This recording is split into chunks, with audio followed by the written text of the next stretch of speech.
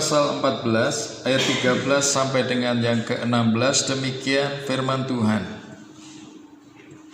Tetapi berkatalah Musa kepada bangsa itu, janganlah takut, berdirilah tetap dan lihatlah keselamatan dari Tuhan yang akan diberikannya hari ini kepadamu. Sebab orang Mesir yang kamu lihat hari ini tidak akan kamu lihat lagi untuk selama-lamanya. Tuhan akan berperang untuk kamu dan kamu akan diam saja. Berfirmanlah Tuhan kepada Musa, mengapakah engkau berseru-seru demikian kepadaku? Katakanlah kepada orang Israel, supaya mereka berangkat, dan engkau angkatlah tongkatmu dan ulurkanlah tanganmu ke atas laut, dan belahlah airnya, sehingga orang Israel akan berjalan dari tengah-tengah laut di tempat kering. Sampai di situ pembacaan firman Tuhan. Bapak Ibu Saudara yang dikasihi Tuhan, ini adalah sebuah peristiwa yang dicatat di dalam firman Tuhan selepas bangsa Israel keluar dari tanah Mesir. Ketika mereka sudah berjalan jauh dari tanah Mesir, ternyata orang-orang Mesir tidak begitu saja melepaskan mereka. Firaun memerintahkan untuk mengejar orang-orang Israel ini. Nah, firman Tuhan yang barusan kita baca adalah situasi di mana bangsa Israel, mereka melihat bagaimana orang-orang Mesir itu sedang mengejar mereka, sementara di hadapan mereka ada Laut Teberau. Jadi kalau berbicara tentang laut, artinya ini memang luas. Orang Israel dalam situasi ketakutan. Kenapa? Karena mereka merasakan kalau mereka sampai ditangkap kembali oleh orang-orang Mesir, maka habislah hidup mereka. Sehingga situasi itu membuat mereka mengalami situasi yang benar-benar takut, kalut. Dan firman Tuhan datang kepada mereka dengan berkata, janganlah takut, berdirilah tetap dan lihatlah keselamatan dari Tuhan. Jadi ada firman Tuhan yang mencoba menguatkan bangsa yang sedang mengalami ketakutan ini. Mereka berhadapan dengan bahaya dan merasa bahwa itu sesuatu yang mustahil mereka keluar dari bahaya itu. Nah, di dalam ketakutan ini ada dua sisi, Bapak Ibu Saudara. Pertama, dari sisi kemanusiaan, itu adalah manusiawi, karena mereka ketika di tanah Mesir adalah budak. Mereka tidak punya kemerdekaan dan mereka tidak punya kemampuan untuk berperang, karena selama di tanah Mesir mereka adalah budak. Sehingga ketika mereka keluar dari tanah Mesir dan kemudian orang-orang Mesir, tentara-tentara yang terlatih mengejar mereka, maka mereka menghadapi ketakutan yang begitu sangat. Itu dari sisi kemanusiaan. Mungkin ini adalah sebuah kewajaran, wajar bangsa Israel takut. Namun dari sisi Allah, dari sisi Tuhan, ketakutan bangsa Israel ini sesuatu yang tidak diinginkan Tuhan. Kenapa Bapak Ibu Saudara? Karena di dalam ketakutan mereka, bangsa Israel ini melupakan beberapa persoalan. Di dalam ketakutannya mereka melupakan bahwa mereka keluar dari tanah Mesir itu karena pertolongan Tuhan. Artinya mereka melupakan bahwa mereka pernah mengalami pertolongan Tuhan. Yang kedua, ketika mereka berjalan di padang gurun, sampai di depan laut Teberau, Tuhan itu tidak membiarkan mereka berjalan sendiri. Ada yang namanya tiang awan dan tiang api. Artinya sepanjang perjalanan itu Tuhan itu menyertai mereka. Ini menunjukkan apa?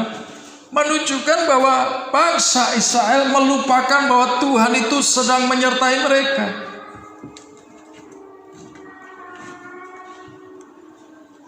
Jadi dua hal, mereka lupa bahwa Tuhan menolong mereka. Yang kedua, mereka lupa bahwa Tuhan itu menyertai mereka. Ketakutan itu lebih besar daripada ingatan mereka bahwa mereka sedang disertai Tuhan, mereka sedang ditolong Tuhan. Inilah yang membuat dari sisi Tuhan, dari sisi Allah, ini menyedihkan. Ya kan? Ini menyedihkan. Seharusnya mereka keluar dengan pertolongan dan penyertaan Tuhan. Itu cukup membuat mereka ini kuat menghadapi persoalan itu. Tetapi ternyata tidak. Mereka tetap mengalami yang namanya ketakutan. Sehingga firman Tuhan datang kepada mereka, janganlah takut.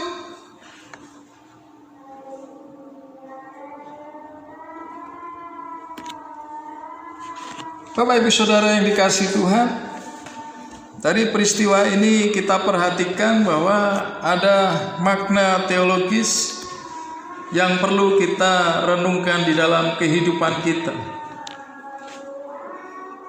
Kadang-kadang kita sebagai umat pilihan, orang-orang percaya yang sudah ditolong Tuhan keluar dari tanah Mesir, ya, kita ada di dalam penyertaan Tuhan.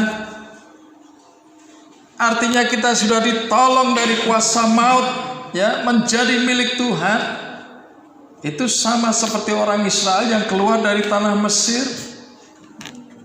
Dan ketika kita menjadi milik Tuhan, Tuhan juga tidak membiarkan kita seorang diri. Tuhan Yesus berkata, aku tidak meninggalkan engkau yatim piatu, tetapi aku akan mengutus Roh Kudus menyertai kamu sampai pada kesudahan zaman. Ketahuilah aku menyertai engkau sampai kesudahan zaman. Sama kan? Dua hal yang Tuhan kerjakan. Tuhan menolong bangsa Israel keluar dari tanah Mesir, tanah kegelapan, ya, menuju tanah Kanaan, tanah kebahagiaan. Tuhan menolong mereka. Kita juga ditolong dari kegelapan, dibawa keluar menuju terangnya yang ajaib. Yang kedua, Tuhan menyertai dengan tiang awan dan tiang api. Kita juga disertai Tuhan dengan tiang awan dan tiang api, firman Tuhan dan Roh Kudus. Namun seringkali Bapak Ibu Saudara, kita juga bersikap seperti orang Israel ini ketika persoalan datang dalam hidup kita. Kita juga mengalami sering ketakutan itu lebih besar daripada ingatan kita bahwa kita itu sedang disertai Tuhan. Ketika bangsa Israel keluar dari tanah Mesir, mereka tidak langsung masuk ke tanah Kanaan yang penuh dengan susu dan madu, yang penuh dengan buah-buahan yang begitu luar biasa suburnya. Tetapi apa yang Tuhan kerjakan? Di tanah Mesir sudah susah, diperbudak, hidup susah Bapak Ibu Saudara. Dibawa keluar pun kelihatannya juga susah. Kenapa? Karena Tuhan mengajak mereka jalan-jalan. Tuhan ajak jalan-jalan bangsa Israel di padang gurun. Bapak Ibu Saudara, artinya Tuhan tidak menghilangkan persoalan itu. Di padang gurun banyak persoalan. Mereka tidak melewati tanah subur, tapi Tuhan bawa mereka ke padang gurun. Hidup susah. Buktinya mereka protes kepada Musa, berkata, Musa, Kalau Engkau hanya membawa kami untuk bunuh diri, untuk mati di padang pasir, kenapa susah-susah? Biarkan kami di tanah Mesir. Di sana kami masih bisa makan enak. Sementara di padang pasir kami mau makan apa? Tuhan tidak menghilangkan persoalan itu. Tuhan tidak menyingkirkan padang pasir tadi, Bapak Ibu Saudara. Bahkan ketika berhadapan dengan pasukan dari tanah Mesir yang mengejar mereka, kita lihat, loh, Tuhan izinkan itu terjadi. Ketakutan itu betul-betul membuat mereka menjadi lemah. Apalagi ketika mau lari, di depan mereka lautan.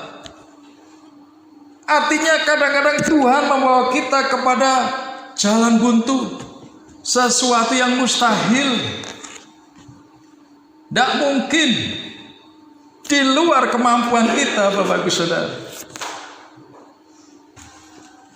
Tuhan berkata kepada orang Israel, janganlah takut, berdirilah tetap dan lihatlah keselamatan dari Tuhan.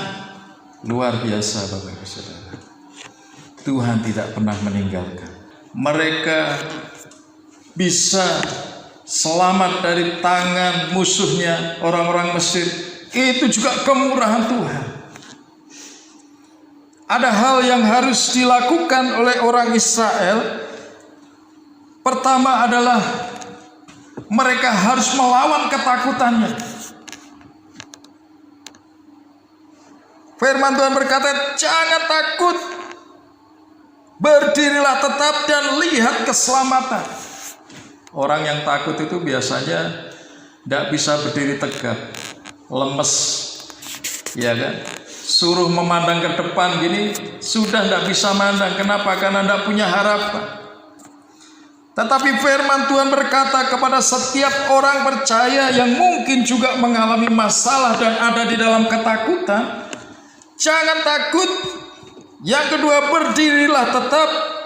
Dan yang ketiga, lihatlah keselamatan dari Tuhan. Artinya ingatlah bahwa kita sudah diselamatkan dan kita menjadi milik berharga daripada Tuhan. Kita ditebus dengan darah yang mahal. Tuhan tidak akan membiarkan milik berharga yang Dia punyai itu dikalahkan oleh kuasa ketakutan. Tetapi Tuhan memberi kekuatan, ya, sehingga kita tetap bisa memandang ke depan. Artinya kita memandang bahwa Yesus itu adalah Tuhan yang hidup, yang tidak akan pernah meninggalkan umatnya. Jadi yang pertama, Tuhan inginkan jangan sampai orang percaya ini terpuruk di dalam ketakutannya. Tetapi harus melawan ketakutan itu, harus bangkit kembali dan harus ingat kembali bahwa dia sudah diselamatkan oleh Tuhan dan Tuhan akan terus melakukannya seperti firman-Nya. Aku akan menggendong kamu sampai masa tuamu. Amin. Tuhan tidak meninggalkan kita. Hal yang harus dilakukan selanjutnya, Bapak Ibu Saudara, berfirmanlah Tuhan kepada Musa, mengapakah engkau berseru-seru demikian kepadaku? Katakanlah kepada orang Israel, supaya mereka berangkat, dan engkau angkatlah tongkatmu dan ulurkanlah tanganmu ke atas laut, dan belahlah airnya, sehingga orang Israel akan berjalan dari tengah-tengah laut di tempat kering. Saya melihat ini adalah perintah Tuhan kepada orang percaya. Bapak, Ibu, Saudara, dan saya adalah orang percaya. Perintahnya apa? Perintahnya adalah supaya kita ini tidak berseru-seru dalam ketakutan kita. Artinya jangan sampai ketakutan itu membuat kita melupakan apa yang Tuhan sudah pernah lakukan dalam hidup kita. Tetapi yang Tuhan mau adalah, yang pertama adalah tetap percaya Tuhan. Dia berkata, Tuhan akan berperang untuk kamu dan kamu akan diam saja. Artinya Tuhan mau kita ini berserah penuh kepada Tuhan, percaya penuh kepada Tuhan. Seringkali kita nyanyikan percaya saja, percaya saja. Saya katakan Bapak Ibu Saudara, percaya saja itu adalah sebuah tindakan yang akan membuat kita melihat mujizat itu terjadi dalam hidup kita. Kita harus melangkah dalam iman. Itulah sebabnya Tuhan berkata, engkau, ini menunjuk kepada Musa, angkatlah tongkatmu. Musa sudah diberikan otoritas oleh Tuhan. Dan ulurkanlah tanganmu, sebuah tindakan iman, langkah iman. Ulurkanlah tanganmu ke atas laut dan belahlah airnya. Bukan Tuhan yang membelah airnya, tetapi orang percaya dengan otoritas kuasa Roh Kudus, itulah yang harus membelah kemustahilan itu, melawan kemustahilan itu, melangkah dengan iman. Ini adalah hal yang Tuhan inginkan dalam hidup kita sebagai orang percaya. Seringkali memang masalah itu membuat kita terpuruk dalam ketakutan. Apapun bentuk ketakutan kita, takut akan masa depan, takut akan hari esok, takut terhadap hal-hal lain yang saya tidak tahu, yang tahu Bapak Ibu Saudara sendiri. Ingatlah firman Tuhan berkata, jangan takut, percaya saja kepada Tuhan. Tuhan sudah berikan otoritas kerajaan surga melalui kuasa Roh Kudus. Percaya Bapak Ibu Saudara memiliki Roh Kudus? Loh, itu otoritas yang Tuhan berikan. Itu seperti tongkat Musa, Bapak Ibu Saudara. Kita menggunakan hal itu untuk menyelesaikan setiap persoalan hidup yang kita hadapi. Tadi saya katakan Tuhan tidak menghilangkan pasukan dari Fir'aun, tidak menghilangkan padang pasir, juga tidak melenyapkan laut Teberau. Kadang-kadang kita memang dibawa ke sana. Ada persoalan yang membuat kita mengalami keterpurukan, bahkan jalan buntu, bahkan sesuatu yang mustahil di luar kemampuan kita. Tetapi kita punya Tuhan yang hidup, Tuhan yang dahsyat, yang memberikan kepada kita kekuatan di dalam diri kita, yaitu Roh Kudus. Tuhan ingin menggunakan kekuatan itu untuk kita percaya penuh bahwa Tuhanlah yang sedang berperang untuk kita. Tuhanlah yang sedang menolong kita keluar dari persoalan kita.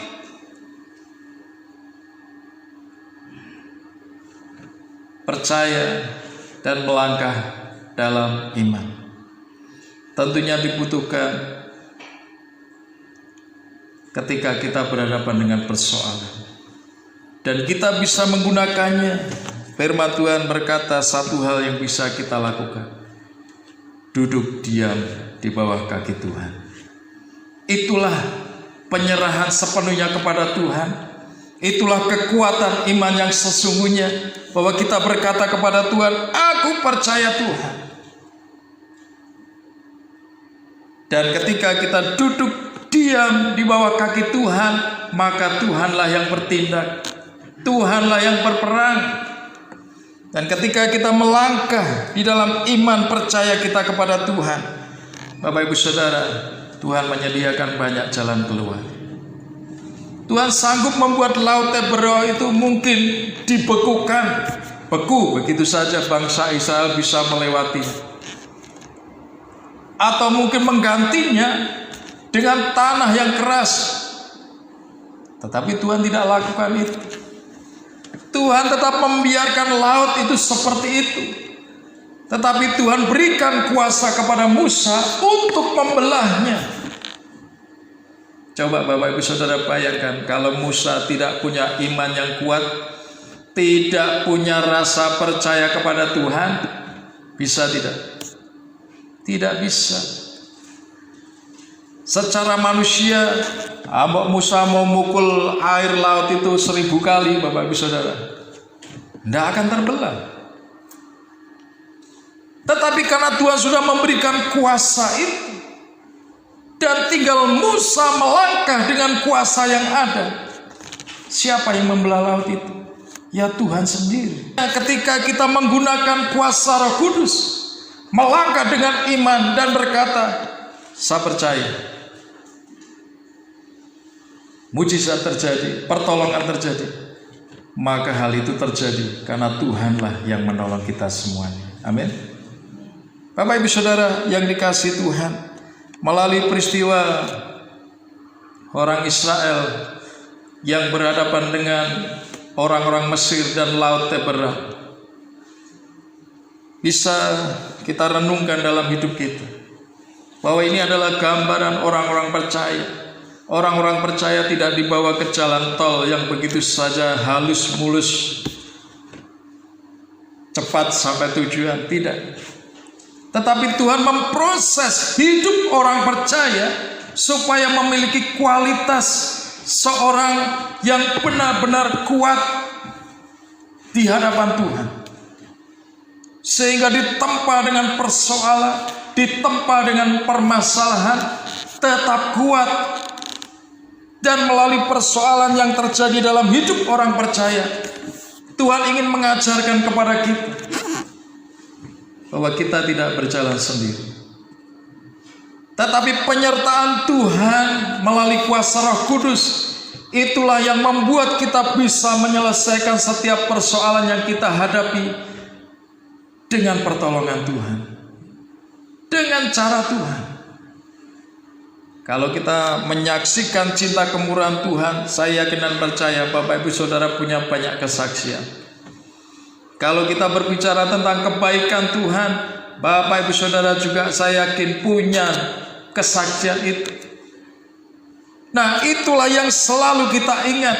Kalau di masa yang lalu kebaikan dan pertolongan Tuhan serta mujizat Tuhan kita alami, maka langkah kaki kita ke depan, di depan juga ada mujizat Tuhan. Tetaplah percaya kepada Tuhan, dan apapun persoalanmu, bawa dalam doa, melangkah dalam iman, maka Tuhan akan menolong dan memberkati kita semuanya. Darahnya amat kuasa, sucikan dari dosa, lepaskan segala susah. Darahnya tebus saya. Sekali lagi,